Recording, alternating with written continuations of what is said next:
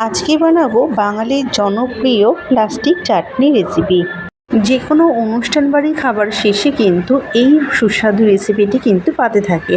এই সুস্বাদু প্লাস্টিক চাটনি রেসিপিটি খুব সহজে একেবারে অনুষ্ঠান বাড়ির মতন হুবহু টেস্টের।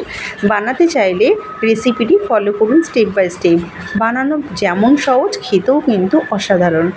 প্রথমে একটি ছোট দেখে আমি গোটা পেঁপে নিয়েছি, ভালো করে ধুয়ে নিয়েছি। এরপর এই পেঁপেটি কিন্তু ভালো করে খোসা ছাড়িয়ে আমি টুকরো করে কেটে নেব। আপনারা যদি বেশি করে বানাতে চান তাহলে কিন্তু এর থেকে একটু বড়ো সাইজে নিতে পারেন, কোনো অসুবিধা নেই। টুকরো করে কেটে নেওয়া হয়ে গেছে, ভালো করে ধুয়ে নিয়েছি। এরপর এই টুকরোগুলো এই গ্রেটারের সাহায্যে খুব ভালো করে গ্রেট করে নেব। এখানে আমার গ্রেট করে নেওয়া হয়ে গেছে। আর এইভাবে গ্রেট করে নিলে কিন্তু চটজলদি সেদ্ধ হয়ে যায়।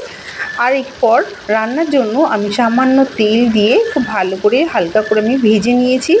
ভেজে নেওয়া হয়ে গেলে দিয়ে নিয়েছি পরিমাণ মতন মিষ্টির জন্য চিনি। এরপর চিনিটি দিয়ে আরও ভালো করে মিশিয়ে নেব। চিনিটি খুব ভালো করে গলেও গেছে। এরপর দিয়ে দেবো দুটি এলাচ, আমি মুখ ফাটিয়ে দিয়েছি। আর দিয়েছি এখানে দুটো তেজপাতা, আর ড্রাই ফ্রুটের মধ্যে দিয়েছি কাজু বাদাম আর কিশমিশ দিয়ে খুব ভালো করে মিশিয়ে নেব। খুব ভালো করে মিশিয়ে নেওয়া হয়ে গেলে সামান্য জল দিয়ে আরও কিছুক্ষণ রান্না করে নিয়েছিলাম।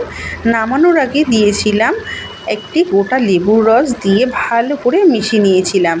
লেবুর রসটা দেওয়ার ফলে কিন্তু পেঁপেগুলো অনেকটা কিন্তু ট্রান্সপারেন্ট মতন দেখতে লাগে এবং সাথে খেতেও কিন্তু দুর্দান্ত হয়। সৌন্দর্য বাড়ানোর জন্য যাতে দেখতে ভালো লাগে তার জন্য কিন্তু উপর থেকে একটু বেদানা ছড়িয়ে দিয়েছিলাম। এটা দেখতে যতটা সুন্দর হয়েছিল, খেতে কিন্তু তার থেকেও বেশি ভালো হয়েছিল। বলা যায় কিন্তু একেবারেই অনুষ্ঠান বাড়ির কোনো অংশে কিন্তু কম হয়নি। আপনারা যদি বানাতে চান তাহলে কিন্তু ভিডিওটি শেয়ার করে রাখুন এবং সেভ করে রাখুন, যাতে পরবর্তী আপনাদের ভিডিওটি বানাতে সুবিধে হয়। রেসিপিটি বাড়িতে বানিয়ে জানাবেন কিন্তু আপনাদের কেমন লাগলো। দেখা হচ্ছে তাহলে পরবর্তী ভিডিওতে, ততক্ষণে টাটা।